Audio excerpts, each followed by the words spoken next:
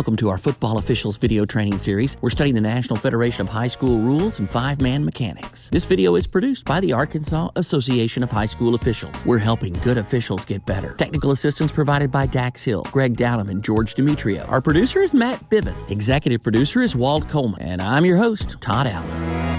We'll start off this week with kick plays. We've got several to look at. We'll go into this first one with quite a few details, and then we'll kind of skim through the other ones pretty quickly to cover as many plays as we can. The thing that I want to start out with is you have to have a systematic way of covering kicks with all five of your officials. We got 22 guys spread out across the field. We're going to run like crazy.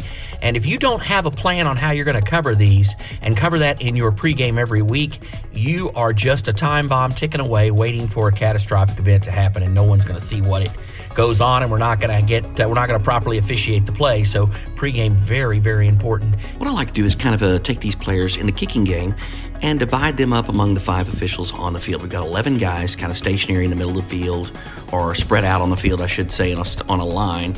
And so what we just do is we start with the headlines at the bottom of the screen here, give him 3 players. Back judge up top can take 3 players. Back judge and the head linesman have to work the vertical plane of those lines.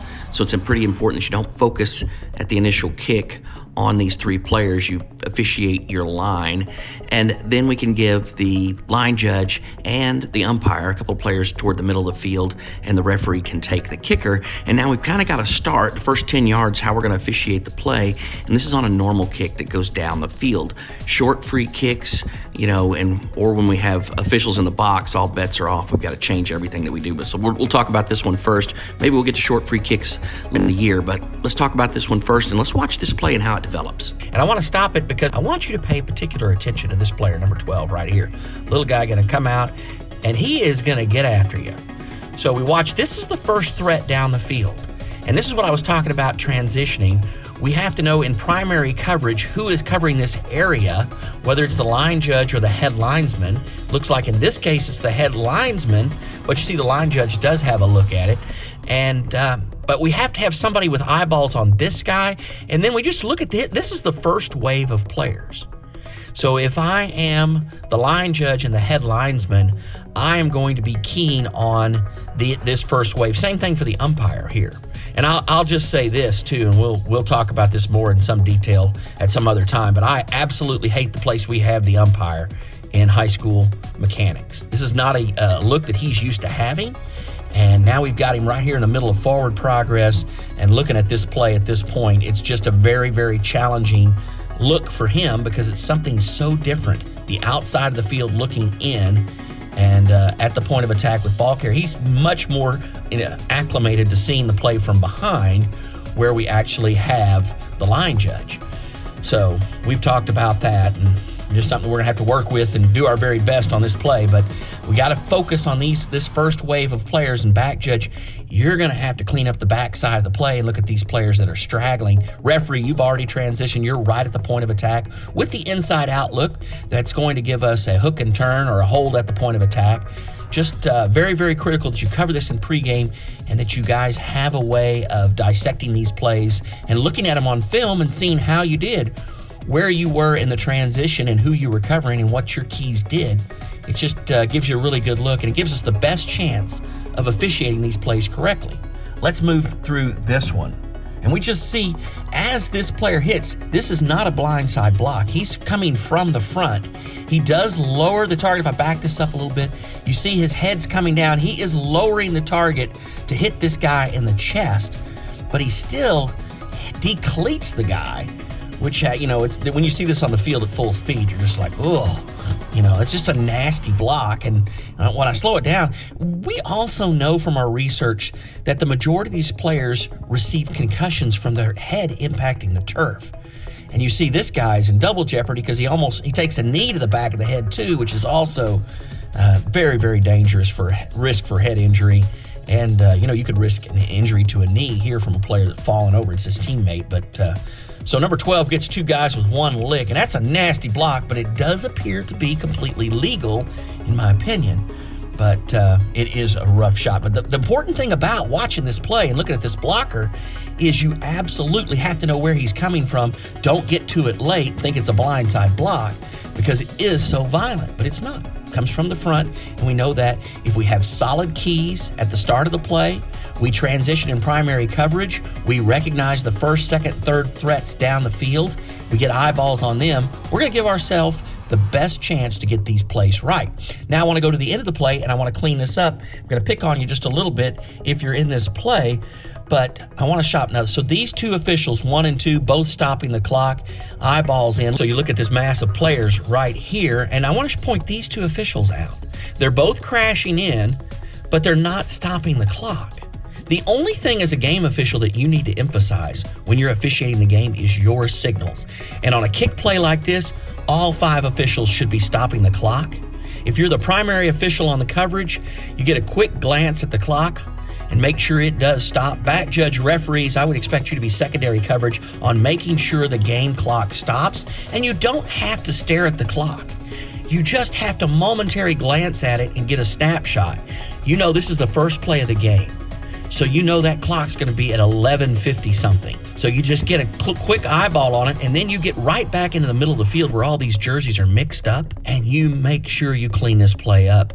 And then when you're done with all of that, you can look back at the clock. If you looked up and it was at 11:51, and now it's at 11:46, look how smart you're going to look. You're not going to have stopped officiating to focus on the game clock, but you're going to have a mental snapshot, and the referee's going to open up the mic, say, "Play clock operator, please reset the game clock to 11 minutes 51 seconds." And man, oh man, the coaches aren't going to know about it. But when we watch this film and we see that, or we're there as an observer watching that, we're like, man, this crew is on top of this game. They are officiating every aspect, working as a team, making sure they cover the important things. And at 11:51 in the first quarter, it's not critical. But you get late in the game in the last 5 minutes of the game, or the last 3 minutes of a half, and this clock becomes critically important. The only way you're going to be good at this at critical times is if you're good at this all of the time. Then it's just second nature. It's in your wheelhouse. It's part of your dead ball officiating. And that's where you have an opportunity to set yourself apart from other people who officiate this game.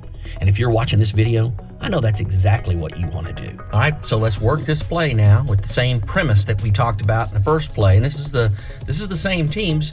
So we see the first wave. You had your keys, I hope, at the start of the play. But we have this first wave down, and then out pops this player and makes the first block. And what I want you to notice about this is this first block out in front here is made by number 12. And we know from our previous play that he is a guy that can lay a big lick. So just as a side note, I should have mentioned this in the previous play, after the first play, I would have this guy's number in the back of my head, and I would be watching him every kick play, because I know this is a guy that's going to come down and lay it all on the line and can make a big hit. But I want to make sure those big hits are absolutely legal. So this is a guy you should make a mental note of. And we just watched this play, and not much to it, but a good reminder of keys, concentration, focus, and taking all of the cumulative data from these kick plays and officiate them the best that you can. Before we look at this last play, I want to go into the definitions. And you've heard me say this before if you've been following me for a while. You got to be good at Rule 2. Rule 2 is where all the definitions are, and it is basically what holds the whole rule book together. If you're good at Rule 2, everything else becomes much easier. Let's look at 232.16, and this is a definition of a defenseless player who is, because of his physical position and focus of concentration, is especially vulnerable to injury. A player who initiates contact against a defenseless player is responsible for making legal contact when in question a player is defenseless. And I also want to point out E under this article, and E says a kickoff or punt returner attempting to catch or recover a kick, or one who has completed a catch or recovery and has not had time to protect himself or has not clearly become a runner, is a defenseless player by definition. Now let's go look at this play. All right, let's take a look at this play now, where the kicking team player places the ball high into the air right in front of his team bench and his head coach, and we have this receiving team player moving in position who has not yet completed the catch. And this player, who because of his physical position and focus of concentration is especially vulnerable to injury, and that makes the onus of the contact against him by the kicking team. They are completely responsible now for making sure that contact is legal. This player is a kick returner attempting to catch or recover a kick and has not completed the catch or the recovery, nor has he had time to protect himself. So he meets all of the characteristics of a defenseless player, and we do hit him high. This is a targeting foul that we do want to take out of the game.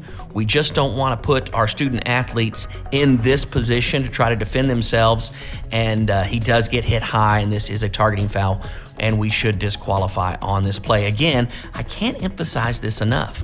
We want this play out of high school football, and the only way we're going to do that is if we're fair and consistent with officiating this play as a targeting foul and disqualified. Thanks for sticking with me to the end. That is it for this week. Some great looks, and hope you got something out of this. I want to leave you with this parting thought.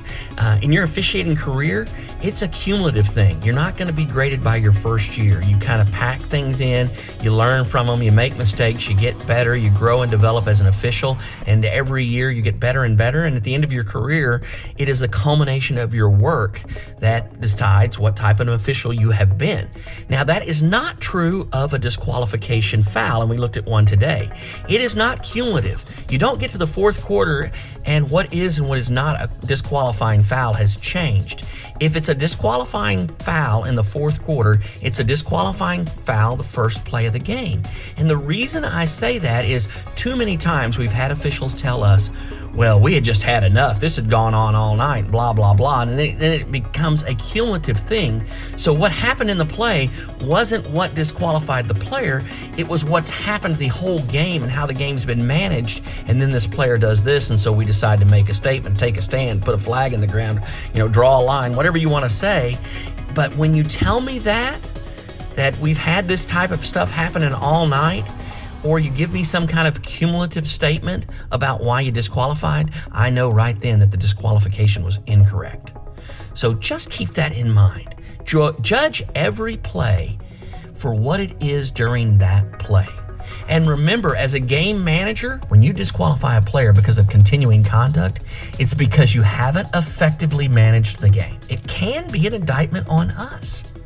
I just want to make sure, and I just want you to understand, when you disqualify a player, it is a very, very serious matter.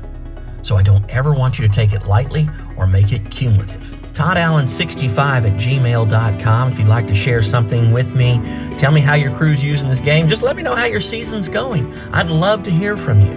For the Arkansas Association of High School Officials, this is Todd Allen saying, I hope to see you on the field real soon.